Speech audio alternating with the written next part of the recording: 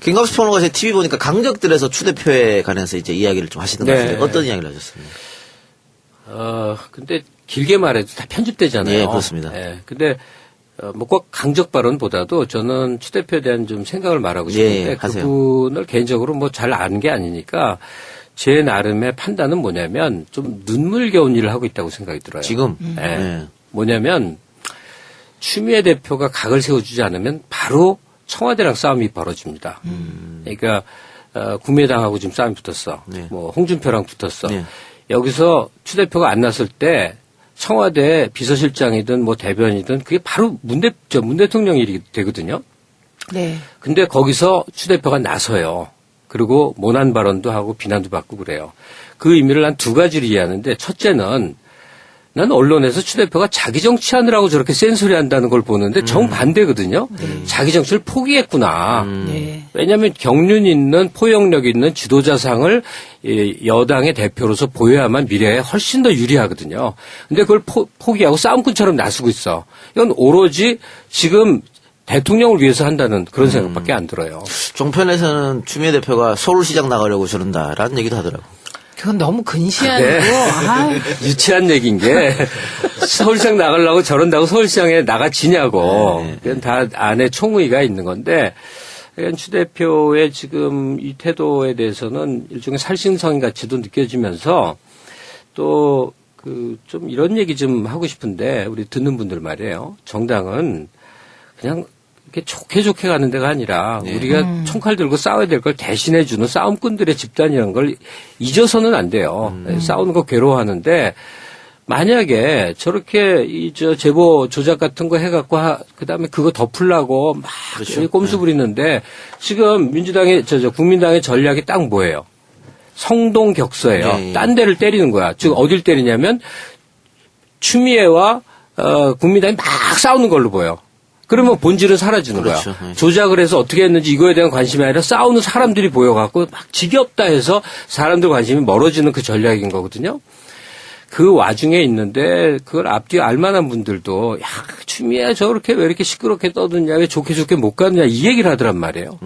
또 우원식 원내대표 같은 경우도 추 대표랑 다른 스탠스를 취하는 게 전략상 맞지 않아요? 그렇죠. 맞아요. 추미애는 싸우고 네. 우 대표는 가서 그렇죠. 눈물 흘려가면서 어떻게 좀 풀어보려고 애쓰는 네. 모습. 이게 투트랙 아니에요. 그래서 제가 보기에는 굉장히 잘하고 있어. 있다. 그래요. 예. 네. 근데요, 이게 저는 추 대표가 지금 말씀하시는 거 들으니까 제가 생각하지 못했던 한 측면을 찝어주셨어요. 눈물겹다. 저 뭔지 모르게 추미애 대표가 막 이렇게 원칙을 세우려고 하고 지지자들은 막 옹호하고 당내 일부의 중진들은 또 추 대표를 왜 저러지 싶게 또 비난하시는 분도 계시고 예. 또 한쪽에서 종편에서 뭐 완전히 추 대표 비난으로 프레임을 이게 짜놓고 토론을 열어요. 예. 그러니까 왠지 모르게 짠한 느낌이 계속 있었거든요. 아니 제가 그 중진회에 대해서 브리핑할 때 말했는데 중진들도 추미애 대표가 잘못한다고 이야기는 안 해요. 그렇죠. 네, 그런 이야기는 아니에요. 그러니까 이제 현재 전국의 해법에 대한 논의들을 원래 중진을 모시면 하거든요. 근데 물론 다 그런 건 아니에요. 한두 분 정도의 이야기가 밖으로 크게 나가는 거야. 또 기자들은 그런 걸 찾잖아요. 그렇죠. 거기 참석한 12분의 중진들 중에 의견이 좀 다른 분들 또는 추미애 대표를 혹시 좀 예컨대 힐난하거나 이런 공격하는 부분들을 찾아내거든요. 그러니까 그래서 그게 기사가 커져서 그렇지 오히려 중진들이 그 자리에서 전체 의견을 모아서 추미애 대표 문제다 이런 자리는 아니었어요. 그렇죠. 그래서 제가 아까 말한 것처럼 정치 과잉이다 이런 표현을 썼던 것은 뭐냐면 좀 톤다운을 하자 이런 정도의 기류가 전해진 거고 그거는 사실은 우리 내부에 대한 이야기보다도 민주당의 의원들이 그렇게 중진들의 의견을 모았다고 해서 저쪽을 톤다운 시키기 위함이거든요. 그러니까 야당들이 더 이상 격양되게 하지 마라. 우리도 점잖게 대응하겠다 이런 메시지이기 때문에 중진들도 전반적 분위기는 그런 건 아닙니다. 그래서 저는 역시 이렇게 참여정부 때도 그랬고요. 보면은 늘 청와대와 정부는 이 진보적인 공약을 내놓고 그거를 다 지키기가 어려워요. 현실이 있기 때문에. 네. 그리고 진보적인 지향을 분명히 하면 그게 더 논란거리가 돼요. 그래서 당은 늘 미래를 얘기하고 청와대와 정부는 현실을 얘기하고 이렇게 해서 역할 분담이 되는 거거든요. 지금도 딱 그렇게 보여요. 그럼요. 예, 그런데 어떤 측면이 있었냐면 저는 이태규 국민의당 총장의 얘기를 듣고 추 대표가 저것 때문에 부담을 지셨구나 이렇게 생각한 게 뭐였냐면 이태규 총장이 이런 얘기를 했어요. 수사의 방향이 바뀌었다. 그러면서 검찰 고위 관계자가 자신에게 이유미 단독 범행이라고 했다. 검찰 고위 관계자가 이렇게 팁을 줬다. 예. 그러니까 그 팁을 가지고 국민의당 진상조사도 다 깨워 맞췄다는 거 아니에요. 역으로 하면. 네. 저는 그걸 듣고 뭔가 커넥션이 국민의당 쪽에 검찰 출신들이 많잖아요. 고위직 출신들이 많으세요. 아, 뭔가 커넥션이 있고, 이 사안을 이렇게 가자. 뭐가 있나? 이런 생각이 들고, 실제로 검찰 일부에서 계속 흘리는 말이 사실은 뭔지 모르겠지만, 이유미 단독 범행이고, 이준서는 아닌 듯한 분위기 일부 흘린 거 맞거든요. 아니 근데 저는 동시에 그게 남부지검인데 저도 이제 건너 들은 이야기는 또 어떤 이야기냐면 남부지검이 지난번에 그 김수민 박선숙을 고발했던 데예요, 검찰이. 그래서 굉장히 치명타를 받았다는 거예요.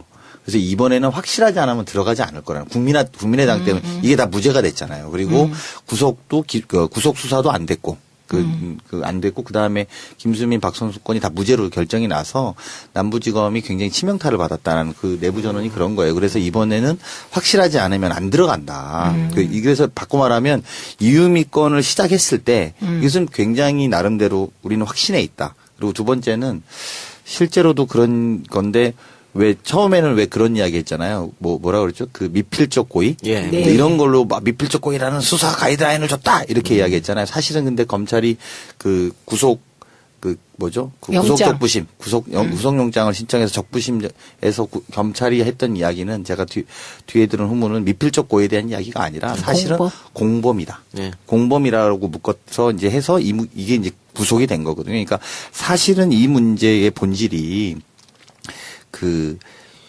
최고위원까지 포함되어 있는 조직적 사건인 거죠. 그쵸. 내부 그 조작을 조직적으로 한 거고 나아가서 이게 더 윗선을 향할 수밖에 없는 문제로 보는 거죠. 아니 근데 이 제보 조작 사건에 대해서 저는 이유미까지냐 이준석까지냐 그 윗선이냐가 그렇게 중요한 일이 아니라고 생각해요. 거기 너무 화력 집중하지 않았으면 좋겠어요.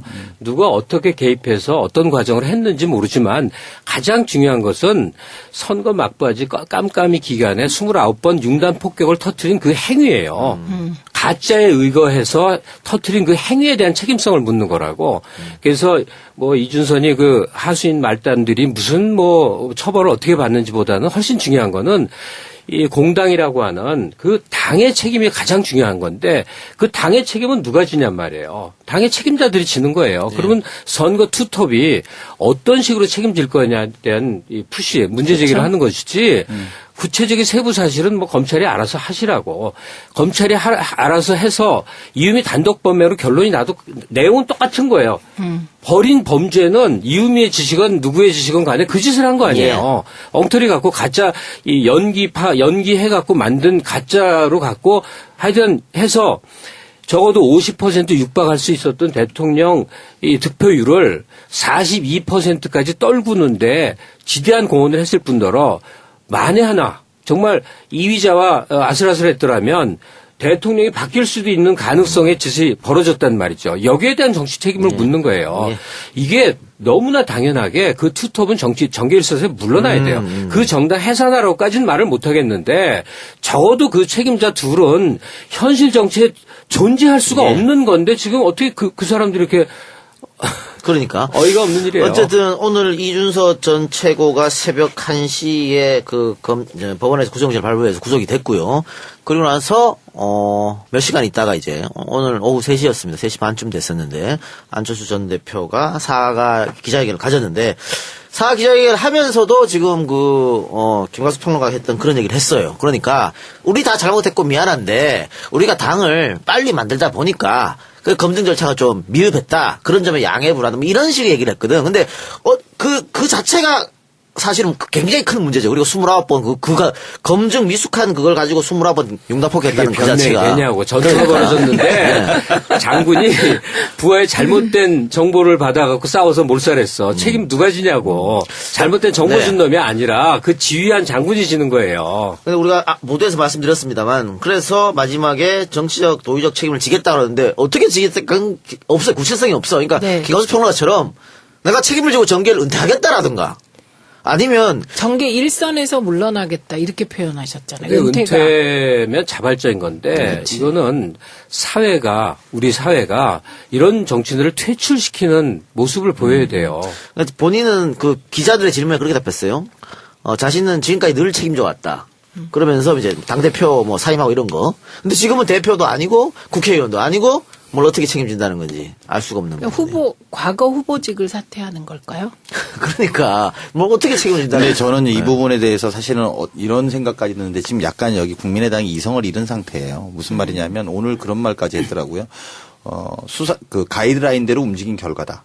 근데 저는 이 말에 대해서 굉장히 왜 좀 되짚어서 따져야 될 때라고 보는데 무슨 말이냐면 100번 양보해서 그들의 주장이 맞다고 해서 검찰이 그랬다고 쳐요. 100번 양보해서. 근데 지금은 법원이 판단을 내린 거잖아요. 구속했다라고. 근데 그걸 가이드라인이라고 이야기한다는 건 사법기관, 헌법기관이 사법기관 위에 있겠다라는 초헌법적인 발상이고 정당으로서는 완전 정말 말도 안 되는. 그러니까 예컨대 아까 잠깐 말했지만 김수민 그리고 뭐 박선수 의원이 무죄로 풀렸을 때는 사법부의 판단을 존중한다 이렇게 워딩을 했던 분들이 이제는 사법부가 구속을 시킨 사건들도 법원 그 가이드라인에서 움직였다라고 이야기하는 건 이 헌법기관이 되고자 하는 자들이 사법기관의 판단 그것도 재판부의 판단에 대해서 가이드라인 운운하는 것은 완전히 정당으로서 기능을 상실한 거예요. 네, 강 의원님 사실은 그 말 안 하셔도 돼요. 다 알고 계신가? 아니. 사법기관들이 여당 대표 말에 좀 그렇게 따라줬으면 좋겠어. 제가 그 얘기하려고. 저는요, 속으로 이런 생각했어요. 아, 정권 바뀌어서 사법기관들이 따라주시면. 눈치 좀 보고. 어머, 내 재판도. 속으로. 근데 안 그래요. 진짜로 사법부는 그 참여정부 때 사법개혁에 의해서 공판 중심주의가 확립돼 가면서 사법부 독립은 상당 부분 이루어졌고 사실은 정치적인 곳이 오히려 윗부분이죠. 헌재라든지 대법원이라든지. 예. 그러니까 누가 봐도 이거는 국민의당의 잘못이고 있어서는 안 되는 일이 벌어졌는데 이 상황에서 지금 국민의당 포함해서 자유한국당도 마찬가지입니다. 문준용 씨 특검법 발의를 한다 이런 이야기가 있어요. 이거 뭐 어떻게 하겠다는 얘기예요? 아니 정말 찾다 못 찾아가지고 조작한 거 아니에요? 이거는요 이런 거예요. 이 제보 조작은 범죄예요. 범죄. 그렇죠. 그리고 문준영 의혹은 야당이 부풀려서 의혹으로 계속 내용 없이 살아 있는 것처럼 보이는 허상이에요. 그렇죠. 그러니까 의혹과 범죄를 다른 차원의 문제를 하나로 엮어서 쌍끌이 특검 하자고 하는 거니까 제가 이래서 논리학이 굉장히 중요하다고 생각합니다. 중진들도 추미애 대표가 잘못한다고 이야기는 안 해요. 그렇죠. 네, 그런 이야기는 아니에요. 그러니까 이제 현재 전국의 해법에 대한 논의들을 원래 중진을 모시면 하거든요. 근데 물론 다 그런 건 아니에요. 한두 분 정도의 이야기가 밖으로 크게 나가는 거야. 또 기자들은 그런 걸 찾잖아요. 그렇죠. 거기 참석한 12분의 중진들 중에 의견이 좀 다른 분들 또는 추미애 대표를 혹시 좀 예컨대 힐난하거나 이런 공격하는 부분들을 찾아내거든요. 그러니까 그래서 그게 기사가 커져서 그렇지 오히려 중진들이 그 자리에서 전체 의견을 모아서 추미애 대표 문제다 이런 자리는 아니었어요. 그렇죠. 그래서 제가 아까 말한 것처럼 정치 과잉이다 이런 표현을 썼던 것은 뭐냐면 좀 톤다운을 하자 이런 정도의 기류가 전해진 거고 그거는 사실은 우리 내부에 대한 이야기보다도 민주당의 의원들이 그렇게 중진들의 의견을 모았다고 해서 저쪽을 톤다운 시키기 위함이거든요. 그러니까 야당들이 더 이상 격양되게 하지 마라. 우리도 점잖게 대응하겠다 이런 메시지이기 때문에 중진들도 전반적 분위기는 그런 건 아닙니다. 그래서 저는 역시 이렇게 참여정부 때도 그랬고요. 보면은 늘 청와대와 정부는 이 진보적인 공약을 내놓고 사람들이 모여갖고 막 지겹다 해서 사람들 관심이 멀어지는 그 전략인 거거든요. 그 와중에 있는데 그걸 앞뒤 알만한 분들도 야 추미애 저렇게 왜 이렇게 시끄럽게 떠드냐 왜 좋게 못 가느냐 이 얘기를 하더란 말이에요. 또 우원식 원내대표 같은 경우도 추 대표랑 다른 스탠스를 취하는 게 전략상 맞지 않아요? 그렇죠. 맞아요. 추미애는 싸우고 네. 우 대표는 가서 그렇죠. 눈물 흘려가면서 어떻게 좀 풀어보려고 애쓰는 네. 모습. 이게 투트랙 아니에요. 그래서 제가 보기에는 굉장히 잘하고 있어. 있다. 그래요. 예. 네. 근데요, 이게 저는 추 대표가 지금 말씀하시는 거 들으니까 제가 생각하지 못했던 한 측면을 찝어주셨어요. 눈물겹다. 저 뭔지 모르게 추미애 대표가 막 이렇게 원칙을 세우려고 하고 지지자들은 막 옹호하고 당내 일부의 중진들은 또 추 대표를 왜 저러지 싶게 또 비난하시는 분도 계시고 예. 또 한쪽에서 종편에서 뭐 완전히 추 대표 비난으로 프레임을 싹 이렇게 짜놓고 토론을 열어요. 예. 그러니까 왠지 모르게 짠한 느낌이 계속 있었거든요. 아니 제가 그 중진회에 대해서 브리핑할 때 말했는데 그거를 다 지키기가 어려워요. 현실이 있기 때문에. 그리고 진보적인 지향을 분명히 하면 그게 더 논란거리가 돼요. 그래서 당은 늘 미래를 얘기하고 청와대와 정부는 현실을 얘기하고 이렇게 해서 역할 분담이 되는 거거든요. 지금도 딱 그렇게 보여요. 그럼요. 예, 그런데 어떤 측면이 있었냐면 저는 이태규 국민의당 총장의 얘기를 듣고 추 대표가 저것 때문에 부담을 지셨구나 이렇게 생각한 게 뭐였냐면 이태규 총장이 이런 얘기를 했어요. 수사의 방향이 바뀌었다. 그러면서 검찰 고위 관계자가 자신에게 이유미 단독 범행이라고 했다. 검찰 고위 관계자가 이렇게 팁을 줬다. 예. 그러니까 그 팁을 가지고 국민의당 진상조사도 다 깨워 맞췄다는 거 아니에요. 역으로 하면. 네. 저는 그걸 듣고 뭔가 커넥션이 국민의당 쪽에 검찰 출신들이 많잖아요. 고위직 출신들이 많으세요. 뭔가 커넥션이 있고, 이 사안을 이렇게 가자. 뭐가 있나? 이런 생각이 들고, 실제로 검찰 일부. 김갑수 평론가 제 TV 보니까 강적들에서 추 대표에 관해서 이제 이야기를 좀 하시는 것 네. 같은데 어떤 이야기를 하셨습니까? 근데 길게 말해도 다 편집되잖아요. 예, 그렇습니다. 예, 근데 뭐 꼭 강적 발언보다도 저는 추 대표에 대한 좀 생각을 말하고 싶은데 예, 하세요. 그분을 개인적으로 뭐 잘 아는 게 아니니까 제 나름의 판단은 뭐냐면 좀 눈물겨운 일을 하고 있다고 생각이 들어요. 지금? 예. 네. 뭐냐면 추미애 대표가 각을 세워주지 않으면 바로 청와대랑 싸움이 벌어집니다. 그러니까 국민의당하고 지금 싸움이 붙었어. 네. 뭐 홍준표랑 붙었어. 네. 여기서 추 대표가 안 났을 때 청와대 비서실장이든 뭐 대변이든 그게 바로 문 대통령 일이 되거든요. 네. 근데 거기서 추 대표가 나서요. 그리고 모난 발언도 하고 비난도 받고 그래요. 그 의미를 난 두 가지로 이해하는데 첫째는 난 언론에서 추 대표가 자기 정치하느라고 저렇게 센소리 한다는 걸 보는데 정반대거든요. 자기 정치를 포기했구나. 네. 왜냐하면 경륜 있는 포용력 있는 지도자상을 여당의 대표로서 보여야만 미래에 훨씬 더 유리하거든요. 근데 그걸 포기하고 싸움꾼처럼 나서고 있어. 이건 오로지 지금 대통령을 위해서 한다는 그런 생각밖에 안 들어요. 종편에서는 추미애 대표가 서울시장 나가려고 저런다라는 얘기도 하더라고요. 그건 너무 근시한 네. 거고. 유치한 얘기인 게 서울시장 나가려고 저런다고 서울시장에 나가지냐고. 그건 다 안에 총의가 있는 건데 추 대표의 지금 이 태도에 대해서는 일종의 살신성인 가치도 느껴지면서 또 좀 이런 얘기 좀 하고 싶은데 우리 듣는 분들 말이에요. 정당은 그냥 이렇게 좋게 가는 데가 아니라 우리가 총칼 들고 싸워야 될 걸 대신해 주는 싸움꾼들의 집단이라는 걸 잊어서는 안 돼요. 싸우는 거 괴로워하는데 만약에 저렇게 제보 조작 같은 거 해갖고 그다음에 그거 덮으려고 막 그렇죠. 꼼수 부리는데 지금 민주당의 국민당의 전략이 딱 뭐예요? 성동격서예요. 네. 딴 데를 때리는 거야. 즉 어딜 때리냐면 추미애와 국민당이 막 싸우는 걸로 보여. 그러면 본질은 사라지는 그렇죠. 거야. 네. 조작을 해서 어떻게 했는지 이거에 대한 관심이 아니라 싸우는